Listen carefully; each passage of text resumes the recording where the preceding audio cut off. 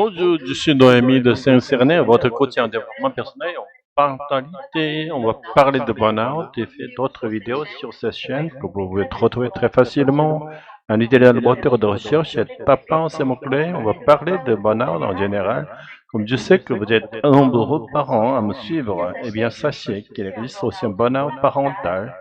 Les signes annonciateurs sont les mêmes et que cette vidéo vous concerne également parce qu'on peut être débordé au travail, mais également débordé à la maison. Alors, qu'est-ce que c'est que le burn-out?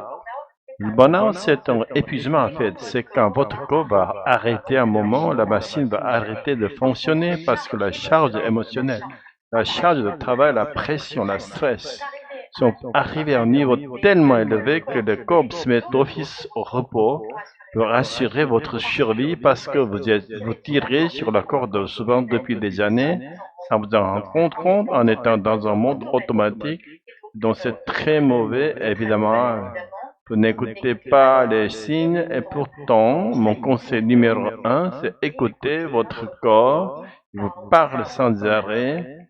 Si vous vous rendez compte que votre humeur change, que vous pleurez facilement, que vous êtes irritable et sensible, vous ressentez, vous êtes plus angoissé, vous sentez la pression qui augmente, tout ça, le système émotionnel se dérègle et que vous sentez que c'est bizarre en ce moment, je suis très sensible, je ne m'énerve pour rien.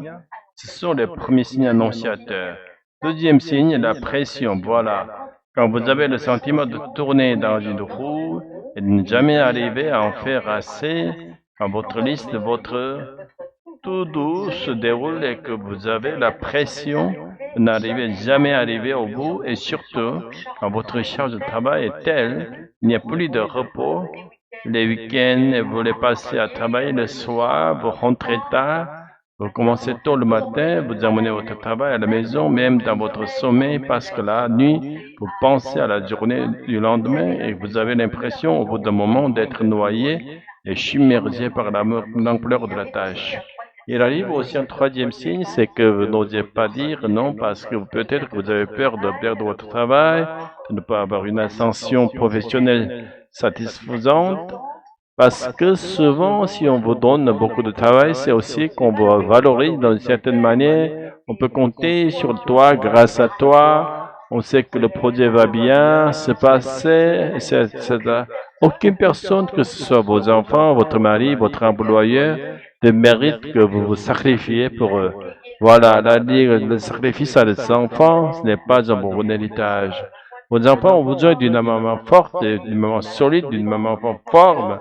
Parce que si vous n'êtes pas, d'abord vous allez décharger ce pari émotionnel sur eux en vous énervant, en étant davantage véritable. Voilà, on a vu au tout début les signes émotionnels de burn-out dans la début de burn-out.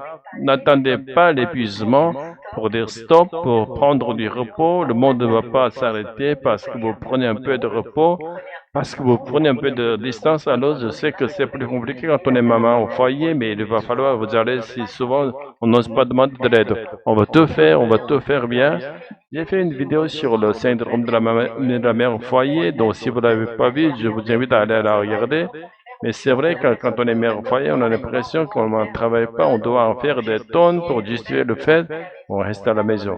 Ben non, c'est assez prenant comme ça. Ne culpabilisez pas d'en faire moins, de faire moins bien. Vos enfants n'ont pas besoin de manger des potés bio tous les jours.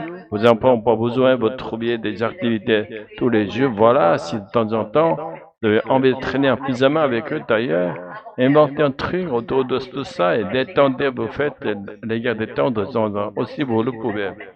Le risque suprême, en fait, quand on entre là-dedans, c'est qu'on tombe dans un cercle vicieux. Et à un moment, la machine va dire stop, votre corps va vous arrêter tout net, vous ne pourrez plus rien faire.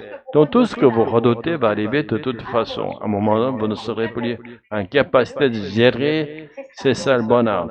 C'est quand on ne peut plus rien faire. Et d'ailleurs, l'OMS, dans l'Organisation mondiale de la santé, estime qu'il y a plus de 300 millions de personnes qui sont victimes chaque année de burn-out dans le monde. 300 millions, pour vous donner une idée, c'est la population des États-Unis. Donc ça représente énormément de gens et c'est même OMS, bizarrement, ne reconnaît pas le burn-out comme une maladie professionnelle. C'est bien dommage parce que c'est effectivement, c'est véritablement une maladie. On associe souvent à une dépression, une petite déprime. Je suis pas tellement d'accord, c'est vraiment une maladie psychique qui est le résultat de risques psychosociaux qui s'accumulent et souvent pendant des années, les premiers signes, vous les avez 1, 2 ans avant de tomber dans un bordel. Est-ce qu'il faut savoir, c'est ce que se relever d'un bord très long, très long. Votre corps va avoir besoin de se reconstruire et beaucoup de personnes d'ailleurs démissionnent ou sont en arrêt longue durée, très longue durée, suite à un burn-out. Vous voyez tout ce que vous redoutiez si vous êtes maman, vous pouvez vous occuper de vos enfants du tout. Si vous aimez votre travail, si vous avez à cœur de bien faire les choses, eh bien, séparé à un moment, vous serez stoppé. Tout net. Voilà, j'espère sincèrement que cette vidéo, ça vous donne envie de lever le pied, d'être plus conscient de ces messages, de votre corps, de vous écouter, voilà, de dormir quand vous en avez envie, de prendre du repos. Vous allez surtout savoir mettre votre téléphone en pause. Voilà, poser, de ne pas être fondaré en train de checker vos mails et parce que c'est mauvais, vous avez besoin de récupération. La récupération, le repos sont des besoins vitaux, au même titre que manger, boire, respirer. Et d'ailleurs, souvent, quand on est en état d'épuisement, on mange plus ou très mal, on dort mal ou on très mal. On respire mal aussi, puisqu'on est en apnée. Voilà, on respire de là, on en a apnée, et constamment, beaucoup de vos besoins vitaux et de vos besoins psychologiques sont bafoués. Il est temps donc un moment pour vous-même, par amour de vous-même, de dire stop et de relâcher la pression. Si vous avez envie d'aller plus loin, bien vous pourrez retrouver sur mon site internet, le lien s'affiche sur l'écran. Vous aurez sur ce site, vous trouvez des articles, aimez lire sur des sujets divers variés tels que je peux les partager sur ces chaînes. Vous avez tout mon actualité aussi, tous les accompagnements. Si vous avez envie d'aller plus loin avec moi, en attendant, vous avez l'élément libre de télécharger mes 5 conseils pour transformer votre vie, rejoindre ma communauté sur newsletter que je partage avec vous quotidiennement. Sinon, on se retrouve très vite pour une nouvelle vidéo.